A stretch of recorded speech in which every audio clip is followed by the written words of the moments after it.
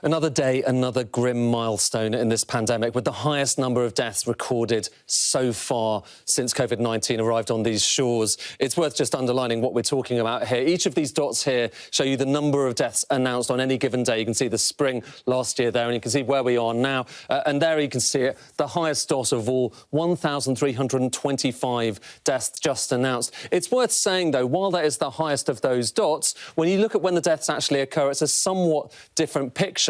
It is a higher peak, actually, last spring than we're seeing at the moment. We are still some way below that, but we are climbing gradually and steadily. It's a different kind of shape, but we are heading in that direction. And the concern is we are going to continue to head in that direction when you look at what's happening in hospitals. We've got a sense here of how this pandemic compares with previous flu seasons. These lines here show you previous years and what happened in terms of admissions to hospitals. And this is population-adjusted admissions to hospitals over flu seasons in the previous 3 years. And now let's have a look at what happened with COVID-19. So that's where we are at the moment. You can see it's a lot higher in terms of admissions in England. And when you look at London in particular, of course, that crisis in London hospitals, well, it's much higher than any other part of the country. And despite that, though, the reproduction rate, the R number, we're told, is still relatively low in comparison to where it was last time around. It's worth just digging into this. This shows you what happened to the R number